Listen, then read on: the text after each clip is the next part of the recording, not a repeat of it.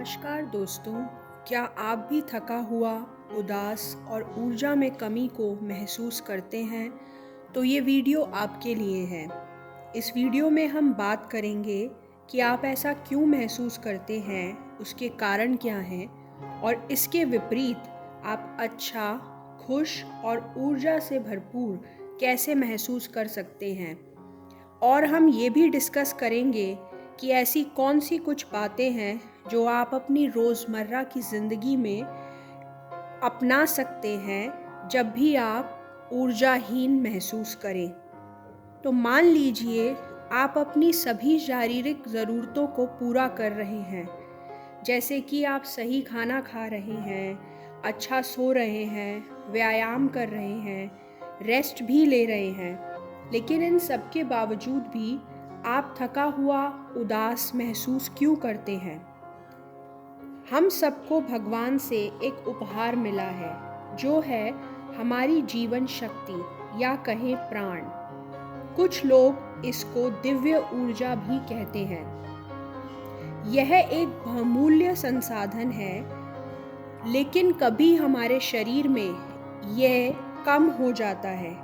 और इसका कारण क्या है?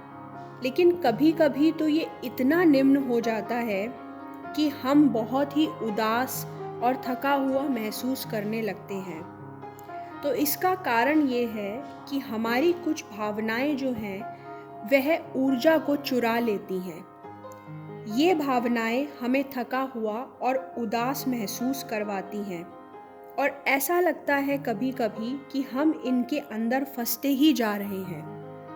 ऐसी कुछ भावनाएं हैं चिंता, नाराज़गी को पकड़े रहना, अपराध बोध, अफसोस, पछतावा, डर, शोक या गुस्सा।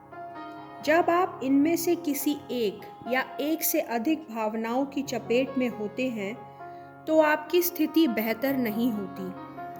हम उतने ही असहाय और शक्तिहीन हो जाते हैं जैसे जाल में फंसी हुई मछली, और हम हर पल ऊर्जा को खोने लगते हैं।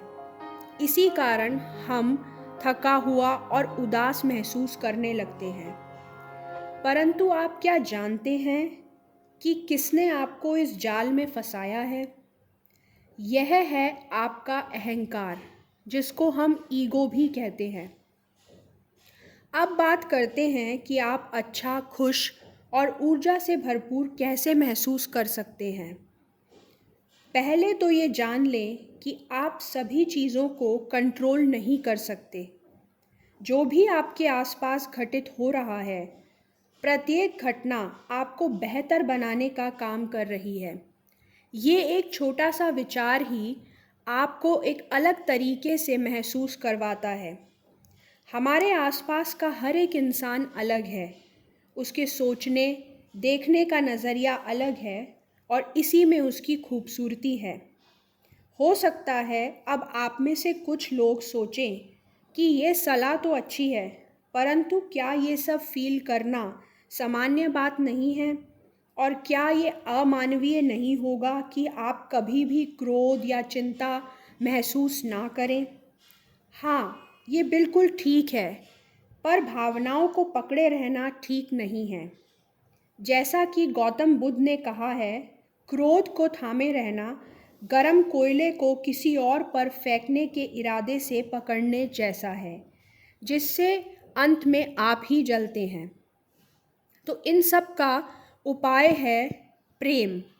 प्रेम ही एकमात्र विकल्प है। जैसे ही आप स्वीकार करना शुरू कर देते हैं, तो आप निश्चित रूप से इन भावनाओं की पकड़ से बाहर निकलने लगते हैं और आप पहले के मुकाबले अधिक स्वतंत्र महसूस करते हैं। अब हम कुछ ऐसी चीज़ों के बारे में डिस्कस करेंगे जो आप अपनी रोज़मर्रा की ज़िंदगी में कर सकते हैं जब भी आप उदास या डरा हुआ या नेगेटिव महसूस करें। पहला, भावनाएं आपको चुने की बजाय आप उन्हें चुनें। यदि आप ऐसा नहीं कर सकते, तो आसान तरीका अपनाएं और उन्हें पूरी तरह महसूस करें और उन्हें छोड़ दें। दूसरा, अपने अहंकार को पहचानना सीखें और जब भी ये आपके ऊपर हावी होने लगे या उसका प्रयास करने लगे, तो आप एक अच्छी भावना को चुनिए। तीसरा, पीछे हट जाएं और बड़ी तस्वीर देखने का प्रयास करें, क्योंकि अंत में जो कुछ भी हो रहा है वह आपको कुछ सिखा रहा है और बेहतर इंसान बना रहा है। इन सभी चीज़ों को करने से आप कृतज्ञता के स्थान पर पहुंच जाएंगे और आप अच्छा महसूस करने लगेंगे।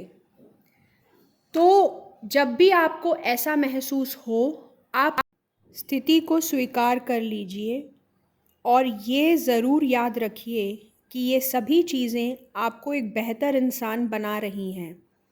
इसलिए खुश रहिए और मुस्कुराते रहिए। अपना ध्यान रखिए। Thank you for watching.